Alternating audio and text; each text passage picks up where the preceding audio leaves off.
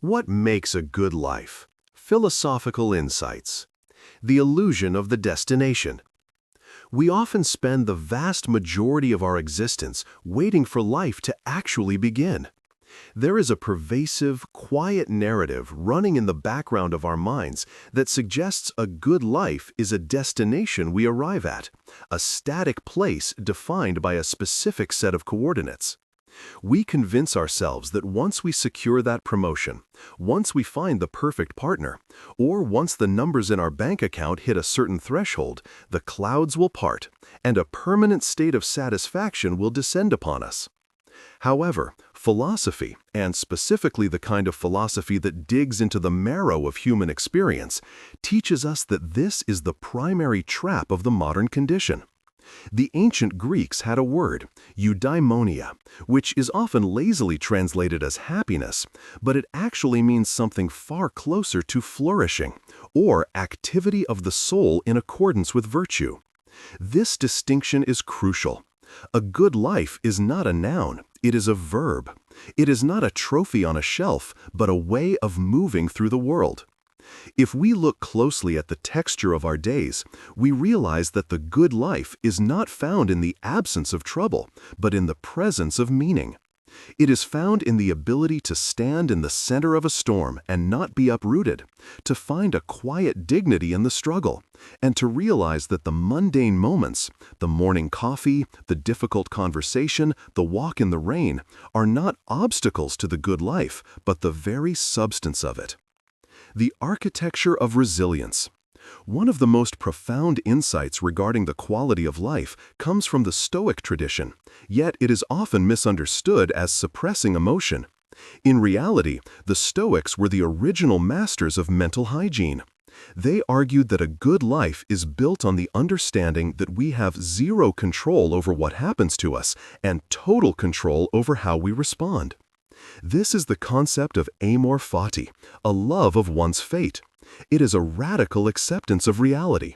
Most of our suffering comes from the friction between how the world is and how we think it should be.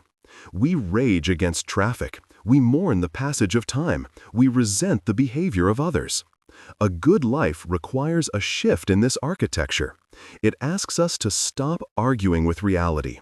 When we accept the inevitable highs and lows of existence as necessary ingredients rather than unfair punishments, we unlock a profound sense of freedom. Imagine the energy we would save if we stopped wishing for a different past or a perfect future. That energy could then be poured into the present moment, allowing us to build a life of resilience. A good life is not one where nothing goes wrong. It is one where you trust yourself to handle whatever comes next. The paradox of connection and vulnerability. While resilience is internal, the richness of life is almost always external, found in the space between people. Epicurus, a philosopher often wrongly accused of being a glutton, actually lived very simply. He argued that the most essential ingredient for a good life was not wealth or luxury, but friendship. But not just casual acquaintances. He meant the kind of deep, unshielded connection where you can be entirely yourself. In our modern digital age, we are hyper-connected yet existentially lonely. We curate avatars of our lives, showing the highlight reels while hiding the bloopers. But a good life demands the courage to be seen as flawed. It is in our vulnerabilities that we connect. When we admit we are scared, when we admit we don't know the answer, when we ask for help, that is when the walls come down. The quality of your life is directly proportional to the quality of your relationships. And the quality of your relationships is determined by the depth of your vulnerability. To live well is to risk being hurt for the chance of being truly known. It is better to have 3 people who know your soul than 3 million who know your username. The currency of attention. Perhaps the most overlooked philosophical insight of the 21st century is that attention is our most finite resource. The Spanish philosopher José Ortega y Gasset famously said, "Tell me to what you pay attention, and I will tell you who you are."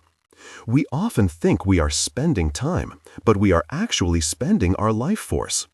If your body is at the dinner table, but your mind is scrolling through the anxieties of the internet, you are not actually living that moment. You are a ghost in your own life.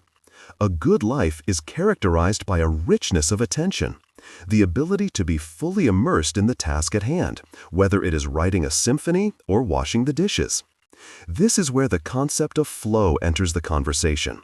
The best moments in our lives are not the passive, relaxing times. The best moments usually occur when a person's body or mind is stretched to its limits in a voluntary effort to accomplish something difficult and worthwhile. A good life is an engaged life. It is about reducing the noise so you can hear the signal. It is about curating your attention as carefully as you would curate a museum, because what you let into your mind ultimately becomes the furniture of your soul. Meaning over happiness. Finally, we must dismantle the idol of happiness. The pursuit of constant happiness is a recipe for misery, because happiness is a fleeting emotion, dependent on circumstances. If you chase it, you will always be running. Instead, the philosophical pivot is towards meaning. Viktor Frankl, a psychiatrist who survived the concentration camps, argued that humans are driven by a will to meaning. We can endure almost any how if we have a why. A good life is often a struggle. It involves sacrifice, hard work, and occasionally heartbreak. But if that struggle is in service of something you value, raising a child, building a business, creating art, helping a community, then the struggle itself becomes sweet. We find our good life when we transcend the ego. When we stop asking, "What can the world give me?" and start asking, "What can I offer the world?" the pressure lifts. We become part of a larger story. The unfinished masterpiece. Ultimately, a good life is not a puzzle to be solved. It is a piece of art to be created, day by day, stroke by stroke. It is imperfect, messy, and temporary, and that impermanence is what gives it value. The Japanese concept of wabi-sabi teaches us to find beauty in the imperfect and the incomplete. So do not wait for the perfect conditions. Do not wait for the right time. The good life is happening right now, in the messy middle of things. It is in the breath you are taking, the choice you are making, and the love you are giving.